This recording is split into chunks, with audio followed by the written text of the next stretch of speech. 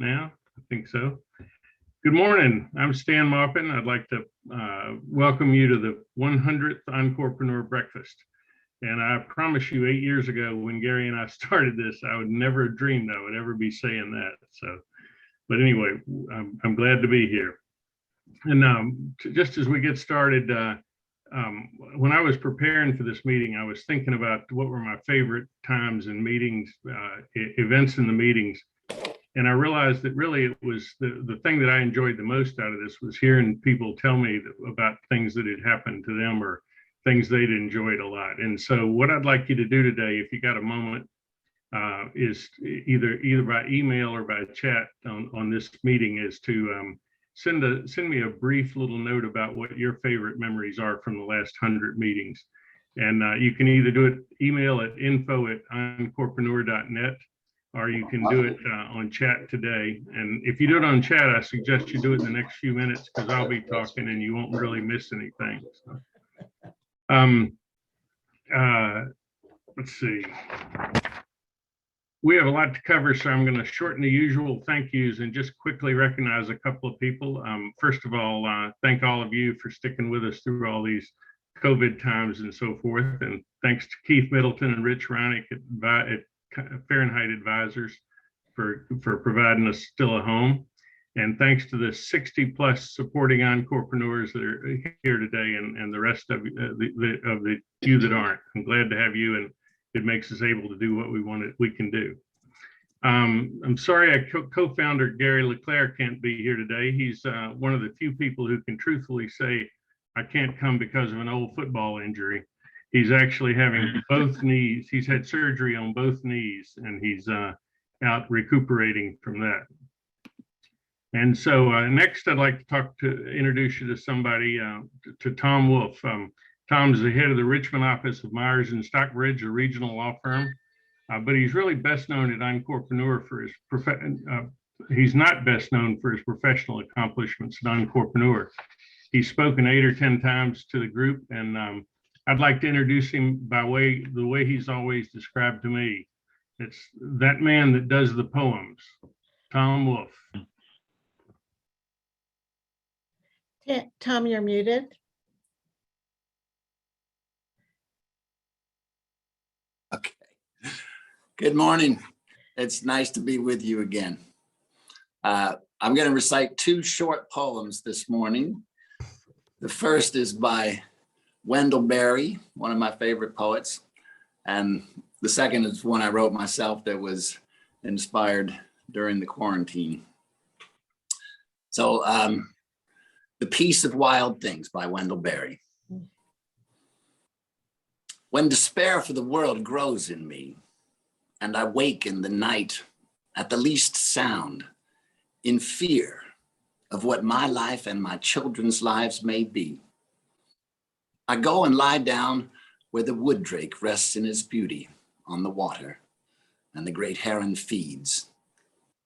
I come into the peace of wild things that do not tax their lives with forethought of grief. I come into the presence of still water, and I feel above me the day-blind stars waiting with their light. For a time, I rest in the grace of the world and am free. And now this poem is called When I Die. It was inspired by a perfect weekend that I was able to spend with my wife at the height of the quarantine when everything in the world was shut down.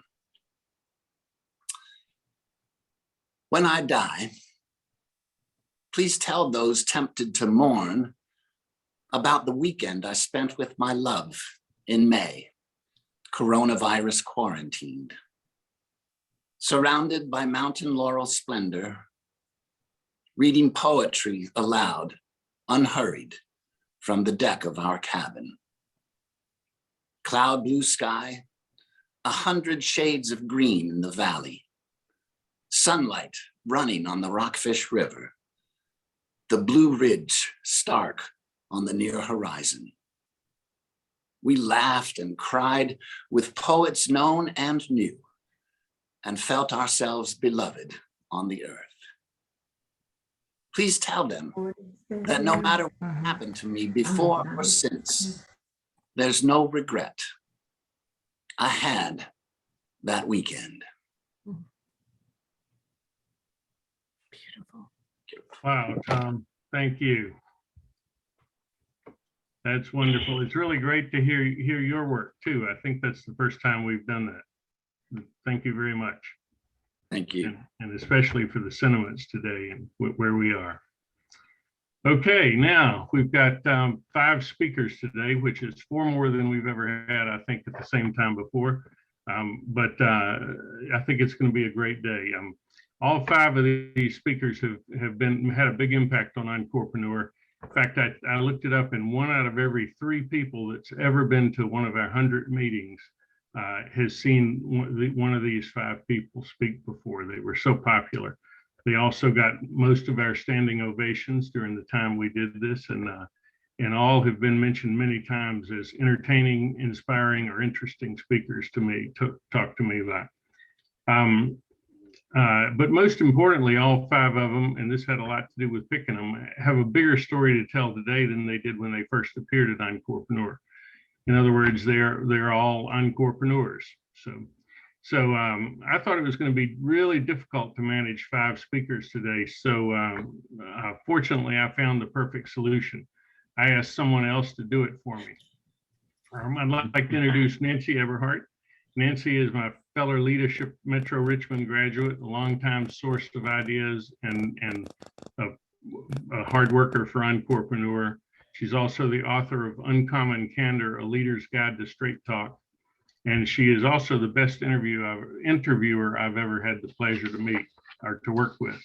So I'd like to introduce Nancy Everhart, who will introduce our speakers.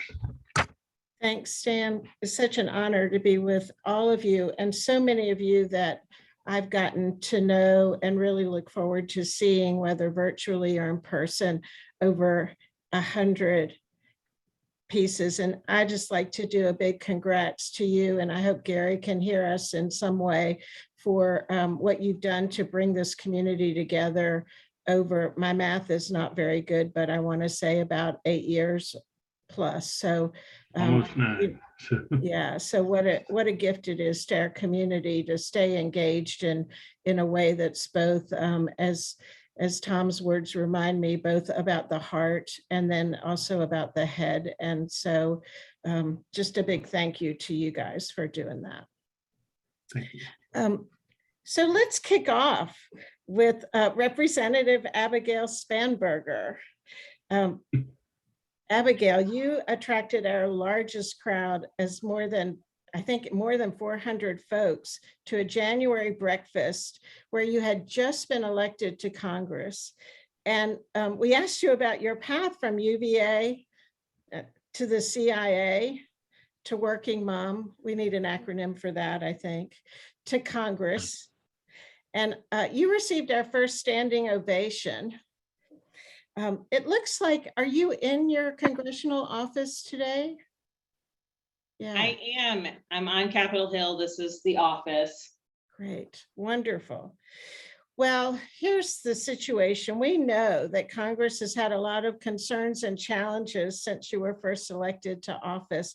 We get to see those, I'm afraid, also, maybe not all of them that you see, but we see a lot of them in the news. So we thought we'd ask you to share with us today, have there been moments of pleasant surprise, things that have been unexpected yet rewarding? And then I'm also wondering if you would maybe give us some of those snapshots that might make our children or grandchildren actually want to follow you in office. So I think there's one of my favorite moments on Capitol Hill was September 2019. I had a piece of legislation coming forward for a vote that was based on, it was a prescription drug related bill. It was transparency in drug pricing for pharmacy benefit managers. I can go into the legislation, but that's not the happy part of the story. And I had partnered with a gentleman from Texas on this bill Jody Arrington, so Republican from Texas, focused on this issue. We put this bill on the floor. We knew it wasn't going to have a lot of opposition, so we did it under what's called suspension. So there was like abbreviated debate because it's pretty straightforward transparency in some aspects of drug pricing. But it just so happens that it was the day that my daughter, she's 10 now, but her Girl Scout troop was up visiting. And so we can bring children on the floor, I mean, outside of COVID. And so I had brought all of the little Girl Scouts on the floor, and they had met different members of Congress, but I had my daughter with me at the end. And so the bill actually passed. Not a single person voted against it, which was very surprising. There's usually somebody who will vote against something for some reason. And I was quite sure that just on principle, like Thomas Massey or maybe Justin Amash would vote against it, but indeed they didn't. And so every single person who was there that day voted. And I was walking through with my daughter, and Jody and I met on the floor and gave each other a big hug. And he looks at my daughter and said, are you so excited? Your mama just passed her first bill.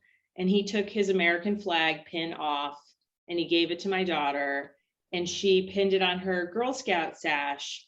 And it's like one of her proudest things. And in fact, my kids were up it's sometime over the summer, and they were standing outside the Capitol, and Jody came out and he saw her. And so they took a picture together. And, moments like that where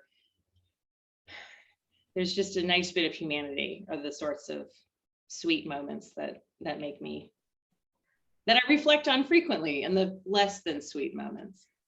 Wonderful. Wonderful. Love those. Abigail, and maybe that is one of the moments. Are there other, like when young children ask you about your job, or when you do you want to encourage young people to follow you in your footsteps? I think that the more people who are engaged in the political process, the better. And so that may or may not be running for office, but that would be working in the political sphere, writing policy, engaged in politics, advocating for issues that matter. And not just at the federal level, certainly local politics are really where a lot of the day-to-day impact is made. I think that the more caustic, the more negative politics is perceived as being, the more people turn away from it, and the more it attracts, I think, probably the exact sort of people you don't necessarily want in politics. And so I would encourage anyone who has an interest in policy or an interest in impacting issues that matter to them, that the way to do that is through the political system, and that there's a place for every person and every voice in our democracy. And frankly, I think the more people who sort of normalize basic political discussion, the more we're able to potentially tamp down on the temperature of what's become a fairly kind of caustic political environment at times. Wow, makes sense. Abigail, I also, I remember when you were first appointed to the Agriculture Committee, and I thought, my first thought was surprise, and then my second thought was, of course, that your district so covers a large chunk of our farms and areas of food production. I would love for you to just share a little bit about, what you see in the food world, especially as we see prices going up, especially as we see farmers struggling, as most businesses are, to get supply. Give us a little snapshot, if you will, about the food world that you're so close to. So I am the only Virginian to serve on the Agriculture Committee, which is a fact that I mention quite frequently because I'm very proud of it, which just means that I don't have to share the issue with anyone. I get to care about all of Virginia ag, which is a vibrant industry, and certainly something I'm really proud to advocate for. We've had pretty significant issues through the the supply chain related to food products. Certainly we saw in the earlier days of the pandemic, even just the closures of meat processing plants because of COVID outbreaks among workers created some major supply chain issues. Now some of the biggest supply chain issues that are impacting farmers and producers are related to on the farm supplies. So replacement parts for their machinery, the time that it takes to get any repairs, which isn't impacting everyone all at once, but still creates a bit of worry that exists within the kind of general space. I work a lot in the conservation side of agriculture, and I chair the subcommittee on conservation and forestry.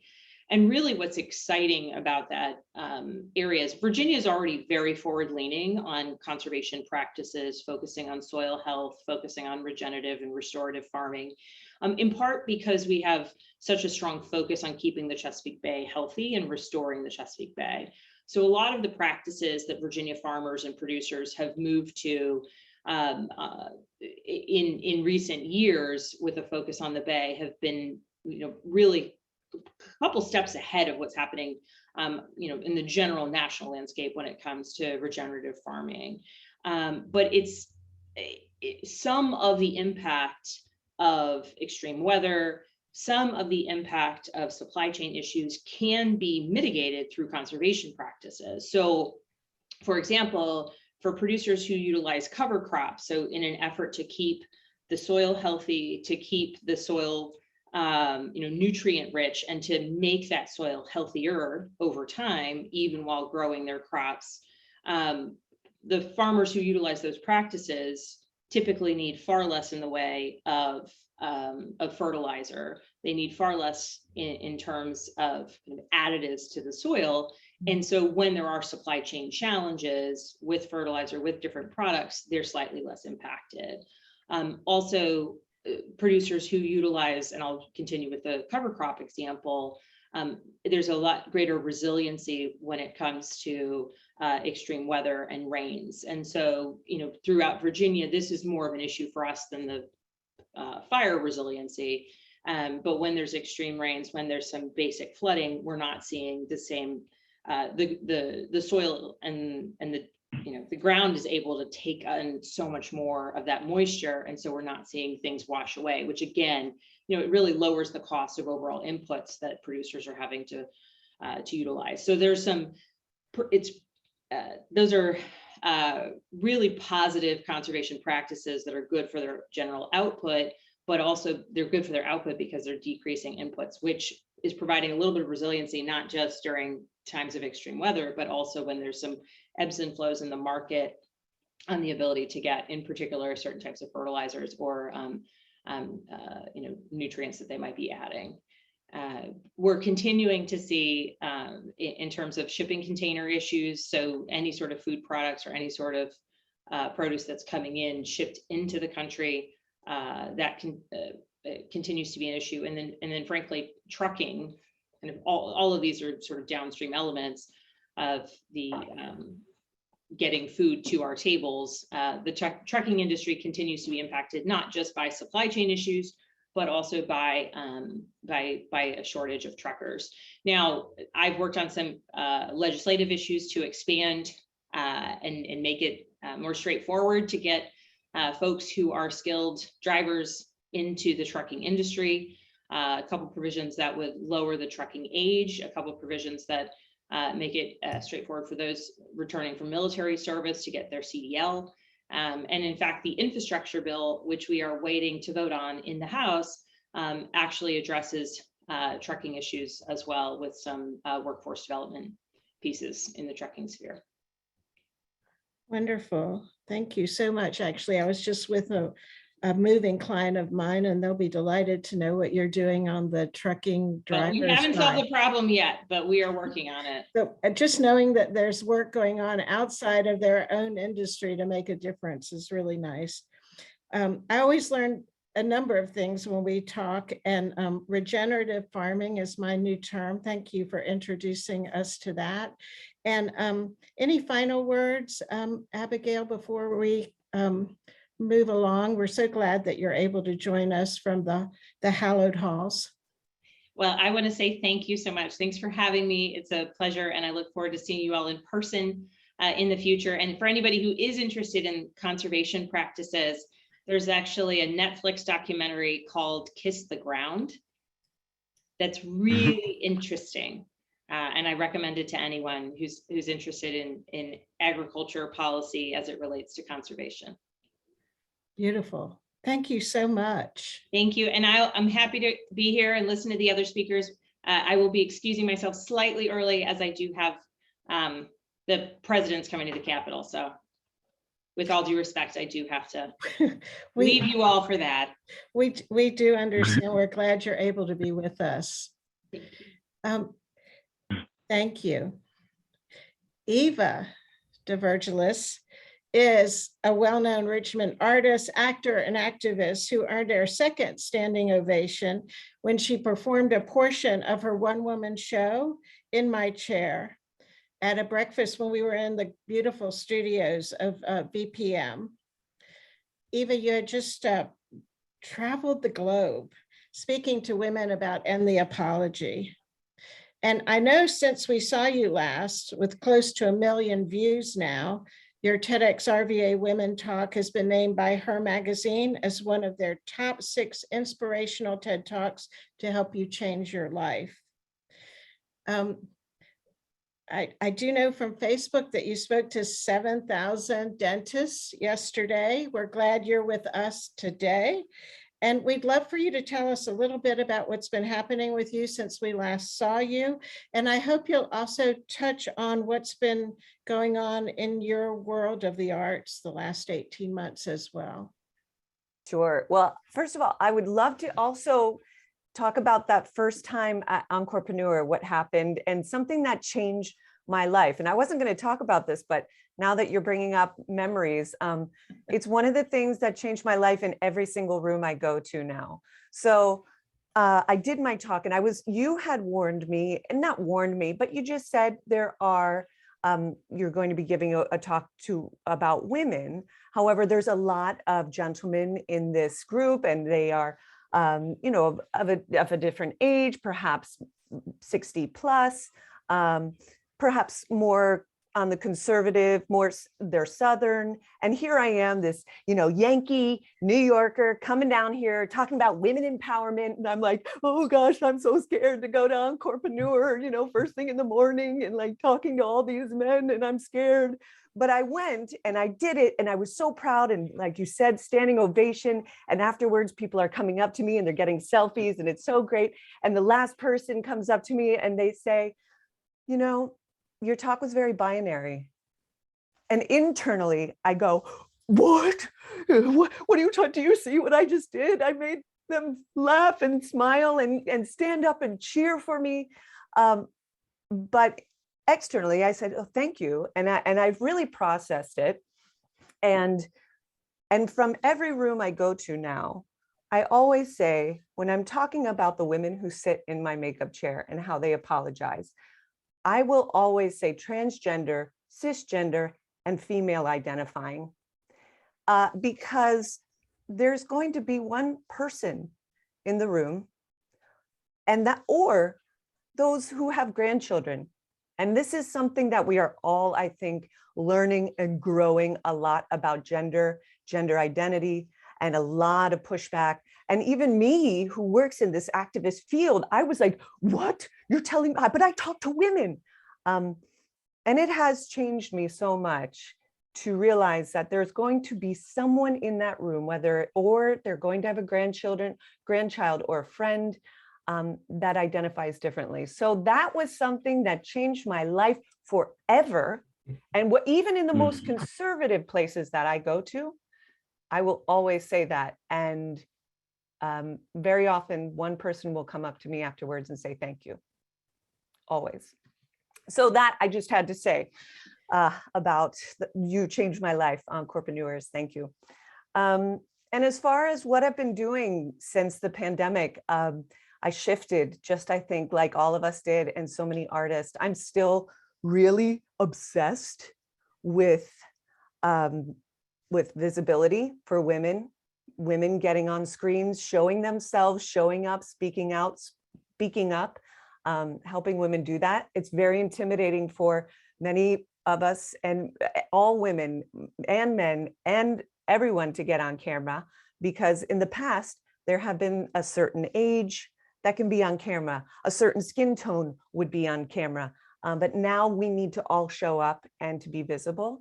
So I'm still obsessed with being in connection with people, connection, trust, and transformation in whatever chair you're in. You know, we all have a chair. I talk about my makeup chair and how it's this teeny small space for connection and trust and transformation, and that you need to give it to someone else too. And that's when the real transformation happens. And so I'm still obsessed with that and finding new ways to do it virtually. And it's the Wild West. We can do anything we want on camera, and we can do any kind of creative ideas. And that's what I've been really pushing myself to do. Wonderful. Will you speak a little bit, Eva, about what you've seen with your own connection to the arts and to the whole industry? We know you're married to the wonderful actor who plays a naval person during the day. Thank you for that. Thank you for his service. Right. And but you're intimately engaged with the arts over this last 18 months. Will you share a bit about what you've seen and what you, I know you always have the positive hat on, what you might tell us about what your crystal ball shows for the next year, maybe? Well, I think that you're right. I do try to put my positive hat on, and I'm glad that it comes out that way, because internally, very often I'm like, what's going to happen to the artists? So I think there will always be artists. I don't think it's going to disappear. I think we've had to go, we've had to shift. My husband, as you said, we have made our living primarily as artists and actors. I was named a 2020-2021 Virginia Commission for the Arts touring artist, and you know, I can't tour. So these things were difficult, and we panicked for a moment, and then we shifted. My husband did go full-time Navy. I am now the ombudsman for the Naval Res Force here. So I never would have thought that I would have gone in that direction. So as an artist going in to these situations, giving talks to the Navy and bringing in my ideas for leadership and my ideas for support and being there for one another. It's exciting how I'm creeping my way into infiltrating into the military. It is like my ideas as an artist. That being said, the more serious side is there are so many, I know on Broadway, a lot of my friends who are on Broadway have not returned. And they are in contracts that they were going to be going on Broadway in a show in 2020, and it's been pushed to 2021 and now 2022, and their funding is done. And they've had to leave New York, and they are trying to hold it together, trying to cobble together any kind of money situation or career and shifting. So that's very real. People who have been on Broadway for 15 years are now without work. So the Encorepreneur spirit, I think that I've always had, and a lot of artists have had to have, those of us are now finding we are flourishing in some interesting new directions. But there are some that I think if you have worked in a certain way and didn't have as much flexibility, maybe flexibility, you can do high kicks, but not as much flexibility as far as what's making it up, what's next, they're struggling. And now that they need funding and support.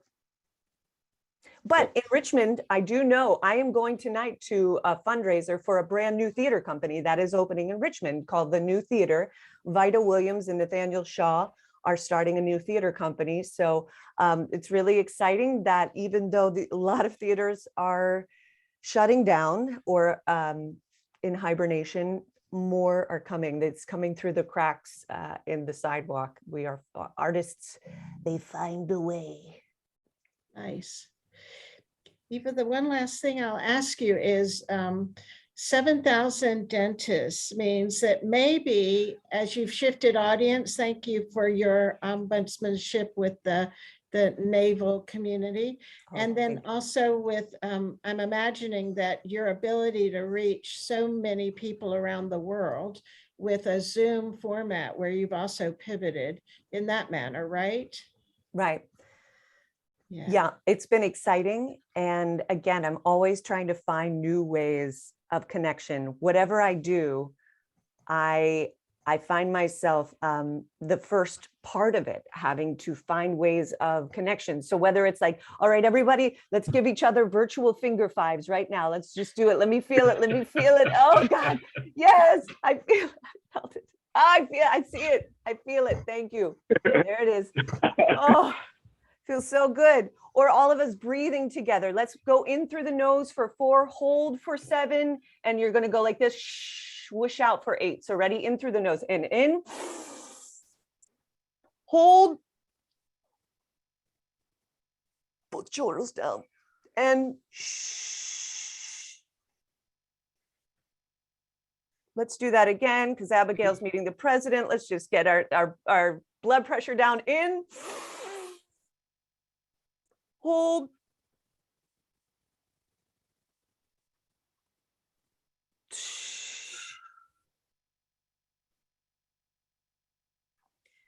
and I swear, if we can breathe together, we can be together wherever we are, whether it's in the room, in the Zoom, and our hearts are now connected. Actually, our hearts are very most likely beating together. We are synchronized wherever we are. So make that connection. You can do it. So thank you. Thank you, Eva. Wonderful. We're now going to move to Rojai. Rojai, you took my breath away when you spoke to us last year. Rojai Fentress was convicted of a murder he didn't commit in Chesterfield County at age 16.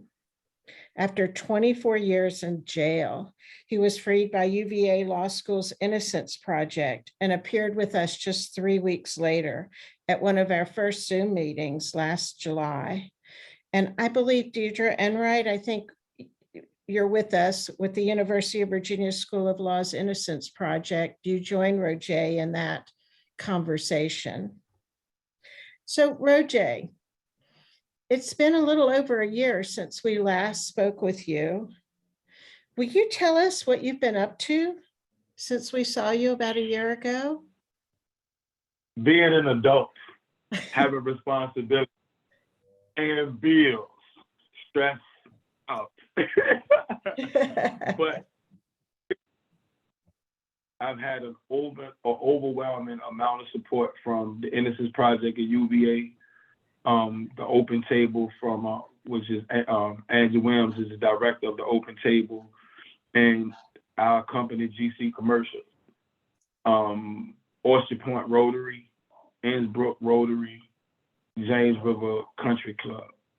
And I'm talking about each of these individuals and organizations and people outside of this that I've never had the privilege or the honor to meet have helped me tremendously. It's a struggle of vulnerability for me to be, you know, an adult physically, but immature in so many other aspects, and not being able to, you know, or learning how to comprehend certain things. And, you know, if it wasn't for the help, which so many people re-entering society, they don't have. And it's a sad thing to say, a lot of them will not succeed because I've had a significant and overwhelming outpour of help. Like we did a whole lot of touching fingers, you know, since, for real, like the entirety of my incarceration, and especially from 2014 to this current point, whereas Miss Deirdre Enright, Jennifer Givens, and Juliet Hatchett, and, you know, these are, you know, not only they represent me, but these are my friends, these are my family, these are the people that genuinely care for my concern, my health, and my well-being. But it has been a struggle. And like I said, the most important, like my company, my employer, I never had a job as a child, you know, other than cutting grass or, you know, getting a paper route or something like that. But to understand the importance of what it is that a company does for its employees. And I understand that there's a give and take, whereas you give the labor and in return you have this. But like I said, I'm just learning what responsibilities is. I'm learning what toiletries are, you know, like going to the bathroom and realizing that I need a roll of toilet tissue when I need a roll of toilet tissue. But that's just an adult thing, right? You know, like mind you, my mother and my sister who still suffer from mental health, they're still struggling trying to find housing. You know, so I've never really had a good condition in being responsible as a child. So, you know, I have a surrogate in, you know, the Deirdre Enright, Jennifer Gibbons, Juliet Hatchett Oil, and, you know, Eddie George and Adam Creekmer, you know, my bosses at the company. But I just thank you for the overwhelming amount of support. And, you know, I've gotten married. I got married. I've been through, you know, like, you know, the growing up process of being in a relationship and not knowing how to be, you know, an adult in a relationship, behaving like a child in an adult relationship. And like I said, the vulnerability part, because if I wasn't entrusted with, you know, Deirdre, who took me on as a client, but became more to me than that, who introduced me to all of these people. I was able to meet everybody, Stanley, you guys, man, I was able to meet all of you through, and like I said, by me being so vulnerable, I thank God for me having that particular help. And the biggest thing, the biggest accomplishment that I was able to make this, I cut my own grass at my own house that was provided to me by the same people, the same group of people who helped furnish my home. You know, I've relocated from Richmond. I've come down here to Newport News, to Hampton, where I'm closer to my job at Newport News. And, you know, like the furniture, my lamps, you know, everybody just came. It was so, and so it just felt like an honor and a privilege knowing that when I go to work every day and I take care of the responsibilities of maintaining this home, it shows the people that did the most for me that I appreciate everything that they've done for me. You know, so that's it. Thank you. Rojai, you're just so grateful and gracious. I'm so appreciative of what you shared. Do you mind sharing with us, are you able to mention who your employer is? And like, I also think other than work and home, have I heard a little bit as well in the community about what you're doing in addition to that with some kids? Oh, yes. Okay. So, well, my brother is the football coach for the RVA Justices. And the RVA Justices is 3 rec centers combined into one. Hotchkiss, what's the joint? The Calhoun Rec Center, Battery Park, and another one. I actually participated or went to a game, and it was so hot. They had like beverages and stuff at the beginning of the game, but it ran out, so we had to make runs to like Family Dollar to get coolers and stuff like that. And I'm like, wow, these are babies, like these are our children, and a lot of their parents or their uncles and their relatives were people that I were incarcerated with, you know. And then it's like seeing what they're doing with the RVA Justice League is a great idea. First, you have rivalry neighborhoods that have been feuding for decades. You can eliminate that hate by, you know, bringing the kids together, because they haven't established a resentment for one another because they babies. So this is the way to cease the resentment before it even builds. So when they get to be, you know, older teenagers and young adults, they look at each other like, okay, that was my partner. We was on the field together. Like we sweated together. We fought. We lost. You know, it's a different type of emotion. And Lord willing, it will make our city a whole lot better. And it just felt so good to be a part of that. And like you said, during the COVID jump, what Tom Wolf said that when I die, my mother just told me yesterday they're staying at a hotel, extended stay on Arboretum. And my mother and my sister all slept in one bed. I had to come to a jubilee for the open table thing, but we all slept in one bed in this hotel room. And Mama said, you need to let the world know who you are before you die. And it was like not the aspect of, something is haunting or something bad is going to happen, but it's just the idea of when I die, how do I want the world to, how would I like the world to remember me as Rojai Fentress? And I just want the world to remember me through the faces of the people like yourself, Deirdre Enright, Stan Martin, and my bosses, Eddie George and Adam Creekmer, both, like, they are astounding individuals. And I ain't saying it just because they the bosses, right? They just cut the check. But I've had the privilege to see guys that been in the field of construction, start from laborers to being owners and executives in their own company. For them to take that same, the same blueprint and be like, well, look, I'm gonna share this with you. I know your situation. I understand what you've been through, because so many of my people as well have been through the same things that you went through and never had an opportunity. Let me give you every opportunity that I feel like I was privileged in having. And I know you didn't have that same privilege, so I'm gonna give it to you. So in addition to, I've obtained like 4 or 5 more certificates, Blueprint 101, construction essentials, OSHA certifications, forklift operating, and all of these things were provided to me from the company.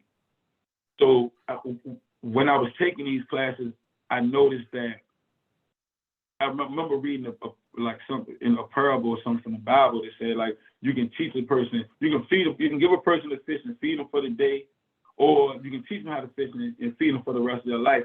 And this is that, because they not doing whatever they doing for me. They got their money. They good. They got their company. They're giving me the tools that I need to be accompanying myself. And like, they're the same type of support. Like the accountant at the office explaining to me, like, well, Rojai, a gallon of gas means this.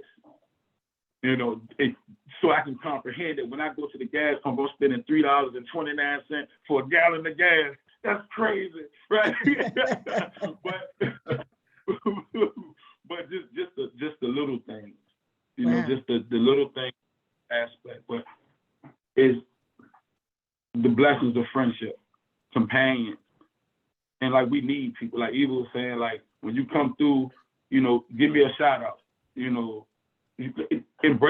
Celebrate your friends, and be careful about the people that you associate yourself with, because most people don't have, not most people, some people don't have your best interests at hand, and that's a harsh reality to face, and that's what I've dealt with too.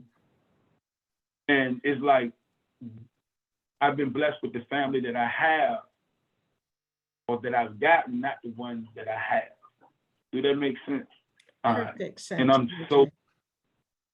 I'm so thankful for that, which is why being more civilly engaged, or going to speaking engagements and being more involved with what's going on in our city and our communities, and playing my part by working, being a productive citizen. I registered to vote. I'm going to vote this weekend, Sunday, and this will be the first time, like, I couldn't imagine it. Like, what? But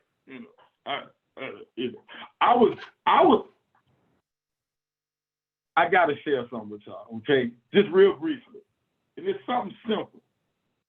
We're doing this build at the MRI in Orchard Point. And I was told to go fill up a mop bucket, all right, and put some cleaning materials in it. So when I go in the back to fill up, it's a machine with a soap dispenser now. but this is how much the world has. Listen, I needed a manual to figure out how to operate to fill up a mop button. Amazing. Rojai, you take my breath away again. Thank you so much for everything. And you are already making a huge difference for all of us. So thank you so much for your graciousness, reminding us to be grateful every day. And for some of us who may not have moved much out of sweatpants in the last year, what you've accomplished is just stunning. So thank you so much for being with us yet again. Thank you so much. Karen Stanley met with us to describe CARITAS's plans to dramatically expand its facilities and services provided to individuals and families dealing with crisis of homelessness and or addiction in the Metro Richmond area. Karen is one of those nonprofit leaders that nonprofit leaders speak about. She's been serving our community incredibly. And when she took on a project that was partway through when all of the pandemic pieces hit, well, it was clearly a project that neither pandemic nor any other barriers would derail for her. So Karen, will you please tell us what has transpired since you last spoke to us, and give us a glimpse into what you've accomplished and the entire community can be proud of. Thank you, Nancy, and thank you, Stan. It's hard to believe it was May 2017, so 4.5 years ago. I was a redhead back then to show you the stress of this project. But anyway, I don't know about you, but this whole COVID thing feels like there's been like a warp year. It's just very strange. Anyway, I've got a little presentation to show you, so I'm gonna do my best to not screw this up. So we will see if can everybody see that? So we don't have share Not screen yet, Karen. Okay. So while this is coming up, anything yet? Nancy, can you see it? Not yet. Yeah. So weird. Okay, let me get out of it and try it again. Doesn't matter how many times you practice this darn thing. Right. And There now we it's coming. There we got up. it now. Now Okay. we've got it. Thank you so much. Now I just need to figure out how to move this out of the way so that I can actually go through the slides. There we go. Okay, so a little bit about CARITAS. We are an organization that creates a safe space for individuals to heal and time for them to rebuild. So in 2017, when we talked about our organization, we talked about the 4 programs. We had emergency shelter, and that's the piece that used to move from congregation to congregation. We had the furniture bank, the healing place for men, and the healing places are 12-step recovery program, residential, peer-driven, very successful, 180 beds. And then our works program, which is the workforce and development program with life skills. But the program that was missing was a healing place for women, which was a companion program to what we have for the men. Now, when we talk about our 5 programs, we talk about them a little differently. We still have emergency shelter, and we have it at 2 locations. The men's is at our Dinwiddie Avenue campus, and the women's is in our new CARITAS Center. The healing place, the men's is over at the Dinwiddie campus, and the women's is in the new, it's 120 beds in the new CARITAS Center. And then we still have the furniture bank, works, and our newest piece is we have 47 sober living apartments called the recovery residences. And that is 77 beds in 28 apartments that are available for anybody that is interested in living in a sober environment, no matter what their program of recovery looks like, whether they are an abstinence based or whether they use replacement therapy like methadone or Suboxone. They're welcome to come and join us in our community. This is just a little map to show you where our 2 programs are in relation to the Route 1 corridor. We've got the CARITAS Center on the right and the healing, or on the left, and the healing place on the right. They're pretty close to each other. This is just kind of to show you when Stan and I first talked about the May 2017 presentation, we racked our brains trying to figure out how we could bring the Encorepreneur to this building to show it to you before we started construction, and it just wasn't feasible. You can see that by the looks of it, there wasn't really a parking lot at the time. It was pretty much a blighted building in the middle of in the middle of the 8th district off of Maury and Jeff Davis. So what I'm going to show you next is the transformation of this building, and we call it From Wreckage to Hope. And the video I'm going to show you that shows this transformation couldn't have been possible without the amazing Herculean efforts of Dick Gupton, who's on this Zoom video. Dick is a board member and a tireless volunteer that spent about 4 days a week over the course of 2+ years documenting this change with videography and still photography. And then Todd Hervey provided drone photography footage and the editing of this video. So I'm going to make sure, see if this works for us. Here we go.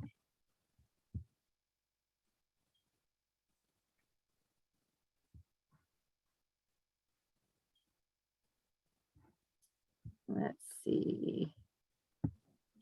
Why isn't it coming up? There we go. Can everybody see this? We don't have it yet. Okay.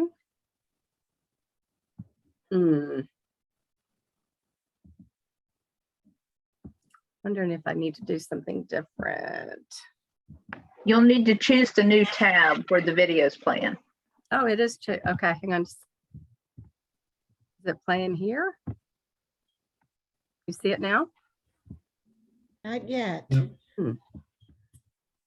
Karen, you're going to need to stop sharing your screen and share it again. Share it again. Try that. Try Okay. that. Yep. Okay, let's do that. Love that this community jumps in and helps. I do too. It's great. Let's try this again.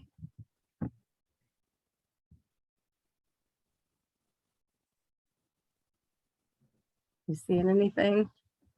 Afraid not. Oh, I'm so disappointed.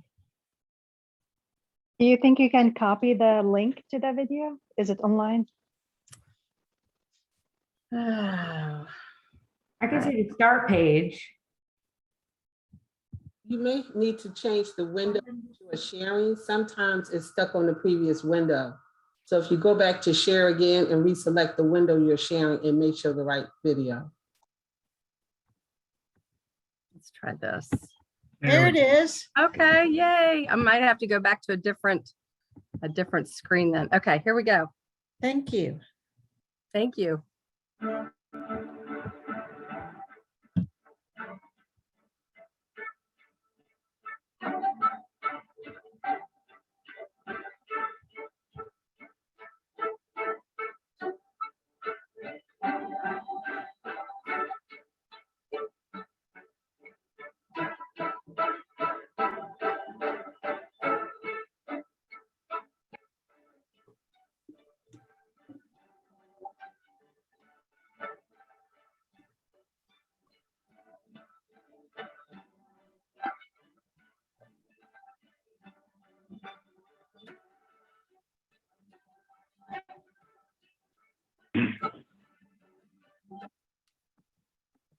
Oh, what happened?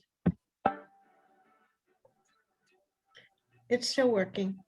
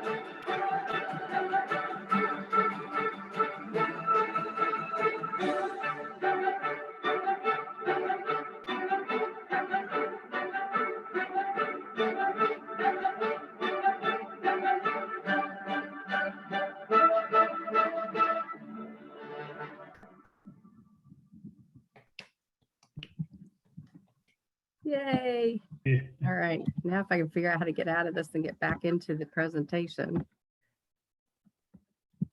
Beautiful. All right, can you see that? Yes. Okay, so these are just some still shots. All these are ones that, well, not all of them, but many of them are ones that Dick took or I took after we moved in. So this is the front of the facility. As you can see, it takes up about a city block.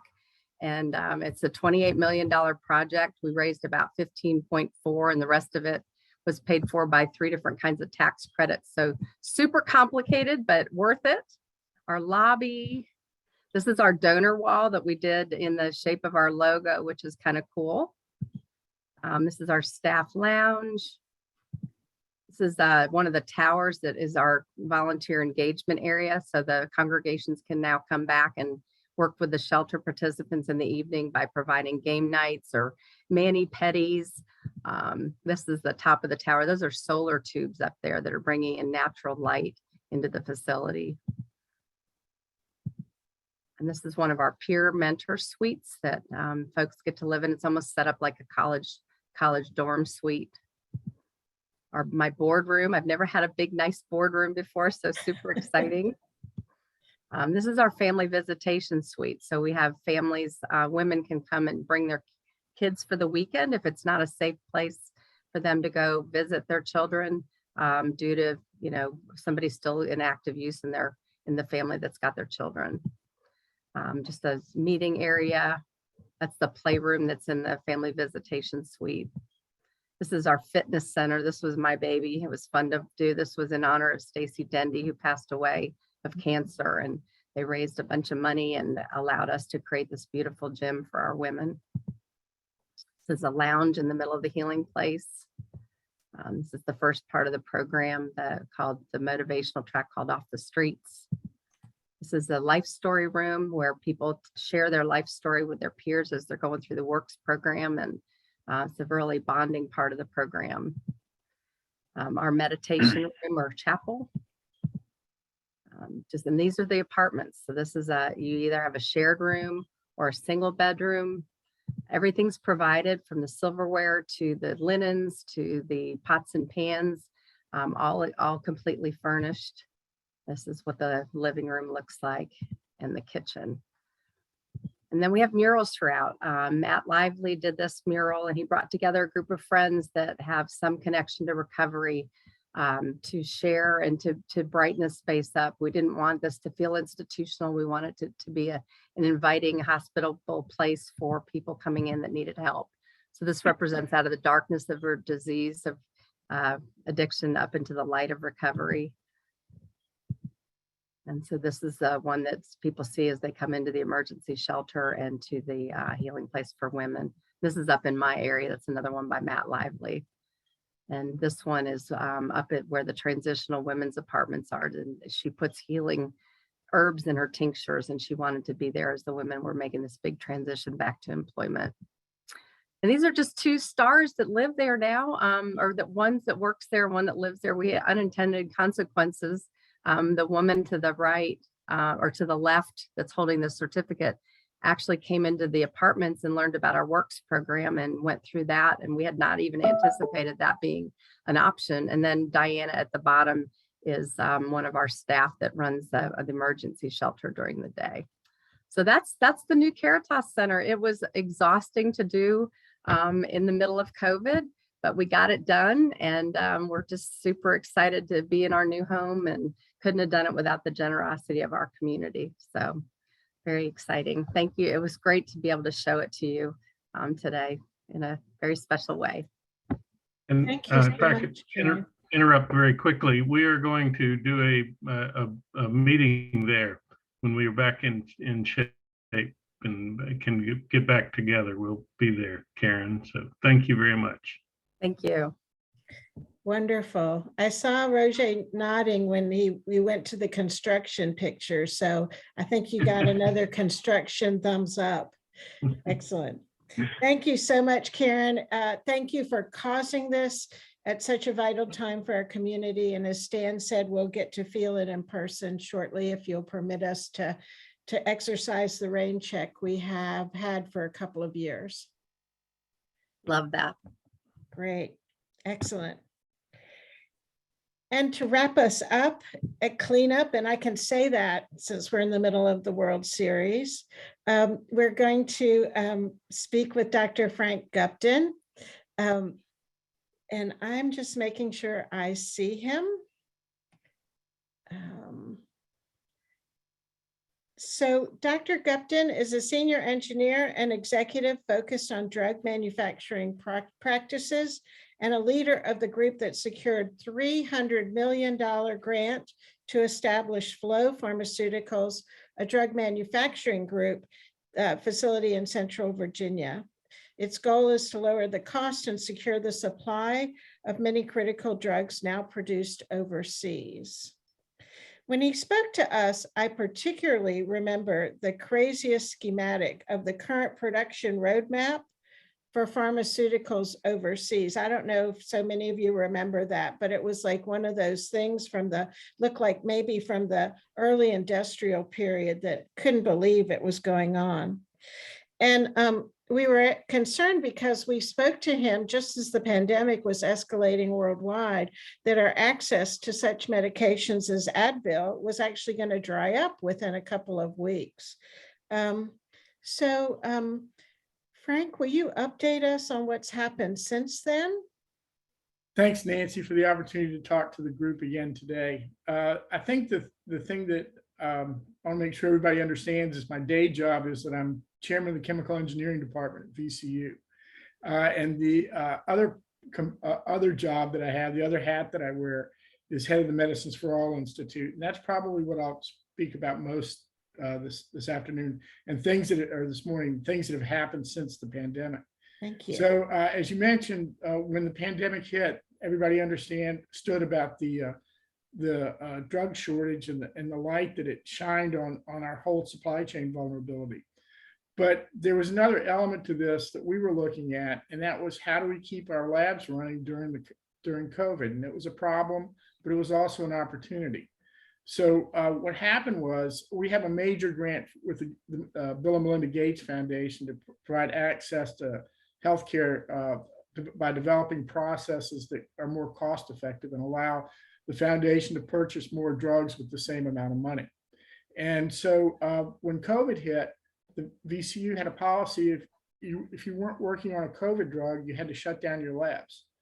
So we notified the Gates Foundation of that, and they said, well, why don't you work on a COVID drug? So they gave us two opportunities. They gave us a drug called remdesivir, which some of you may have heard about in the papers. And we developed a new process to make remdesivir a more cost-effective process that allowed them to gain access to a key starting material that they couldn't access. And the chairman of Gilead, the company that will be manufacturing that drug, they're using that process now to make that key starting material. The second drug was a drug called molnupiravir.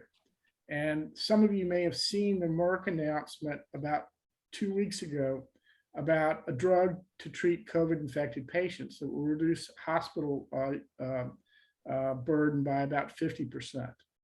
They're expecting. I think it's actually going to be more than that. But that was the second drug that they gave us an opportunity to work on. In the period of about 6 weeks, we figured out how to make that drug in an extremely cost-effective way. Now, what's happened since that time, I guess it was yesterday, and I guess this is a timely update for me. Merck put that drug into the medicines patent pool, which means that it allows access for global healthcare to everyone in the world outside of the US, Europe, and Japan to be able to gain access to these drugs. And this is really important because places like Africa can't get the vaccine. And so this is an alternative treatment that people can use when they get infected with COVID. So that actually happened yesterday. So I guess my next meeting this morning is with the folks from Unitaid and with Merck to talk about how we're going to be able to roll out this process and get it more effectively implemented over in Africa. This will be we're thinking that this will probably be the first drug that's ever produced by the active ingredient on the African continent. And this is a huge issue because it's not just about COVID-19, but once we demonstrate that that actually will work, it's going to give us a platform for them to allow them to make their own HIV drugs, their own tuberculosis drugs, and their own malaria drugs. And by doing that, what they're going to be doing is they're going to become self-sufficient. If you think that we've got problems here in the United States with regards to accessing these drugs, it's an order of magnitude worse in Africa. So that's what we've been doing since the pandemic. Wow, amazing. So as if it's not enough, is that, it sounds like that your detour into the COVID treatment world has also allowed you to speed up that on-site, just-in-time production of other pieces in Africa. Did I understand that correctly? That's actually a good observation, Nancy. I think what it's going to do is there was a lot of speculation as to whether we could actually do this in Africa, whether they actually had the capability and the skill sets to be able to do this. We've been working with a couple of organizations for the last 2 years on this, and it took us some time to convince the Gates Foundation that this was something that was worthwhile doing. And it's not one of their core areas of interest, but they're interested in partnering with other organizations to do this. And so we were thinking about initially of doing an HIV drug, but then when COVID hit, the process that we've developed is really straightforward. And so we feel like it's a relatively low technical bar, a highly visible project that will allow us to be able to show that this can be done on the African continent. So that's one of the things that I think created another opportunity for us. Wow, beautiful. I think you're also modeling, again, correct me if I'm wrong, Frank, you're sort of modeling the partnering that probably every industry and every initiative is going to take going forward. I hear the Gates Foundation, I hear VCU. I think you had money from the federal government. I now hear about Merck. Just the way in which partnerships can accelerate the work that needs to be done in the world today. Well, I guess, Nancy, that's one thing that I've learned over the years. I know what I know and I know what I don't know. And when I get to the point where I find stuff that I don't know, I find a good partner who knows what I don't know to fill in that gap. And that's, I think, one of the reasons why we've been successful is that we've been able to find willing partners who are who understand the mission of what we're trying to accomplish by increasing access to healthcare. And that the mission is one of the things that helps drive the partnerships. That, I have to say, though, too, money's a great lubricant for collaboration. Wonderful. And then Frank, anything you can give us as far as, because as if it's not enough, we want more. What do you see on the horizon for Medicines for All and other entities for what can you give us a look behind the curtain of what might be next? Well, it's a shame Abigail isn't on the line right now because she's been real instrumental in helping us behind the scenes with government initiatives that will promote this. So we're probably one of the few, if not the only, university-based organization that's working in this space of reinventing pharmaceutical manufacturing processes and making them continuous. And one of the things that there's a bill in Congress that's moving slowly through the halls of Congress. It's called the Academic Centers of Excellence in Advanced Pharmaceutical Manufacturing. It's a consortium of several major universities, Rutgers being one of them and we being another, that will hopefully receive the funding. It's about $100 million to be able to establish these centers of excellence that will actually allow us to be able to train the scientists and engineers of the 21st century so that we can figure out ways to be able to produce these products much more effectively and not create these gaps in our supply chain. Wow. Thank you so much, Frank. What a what a great set of accomplishments we've heard from all of our speakers, and great setup for being inspired, grateful, and I also want to say that I think that one of the things I'm grateful for, as I turn it back over to you, Stan, is this community's coming together, being leaders. Everyone, I just went through the names a moment ago to refresh myself on everyone who was here today. And each one of them is such an instrumental part of our community. And so glad that you join with us on a monthly basis to be newly inspired and newly connected. Stan, I turn it back to you. Great. Thank you, Nancy. And thank you to all 5 of our speakers. By the way, Frank is head of 3 organizations he talked about, but when I met him, he was telling me he had just retired. So I think that puts his position in perspective. Actually, I think about why I do Encorepreneur, and to sit here and hear these 5 stories today is just incredible. It literally sends chills up my back, and I appreciate everybody talking and everybody's support and everybody coming. And with that in mind, I'd like to ask you all to put something in your calendar. It's June 25th, 2030, and it'll be the 200th Encorepreneur meeting. So I would like you to put that in your calendar. And you might also, while you're at it, put Tuesday, November 23rd, because that'll be our next Zoom meeting. And then hopefully in December, maybe we'll be back in person. So it's late, but I think it was worth it. 5 speakers in an hour and 15 minutes, 6 speakers, including a wonderful work by Tom Wolf and Nancy and everybody. Thank you very much. I see Rojai giving us the good signal over there. Thank you, everyone. I appreciate it, and we'll see you next month.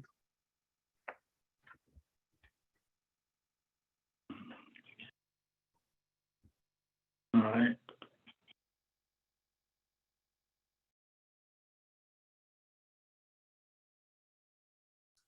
This was awesome, guys. Thank you so much. Thank you, everybody.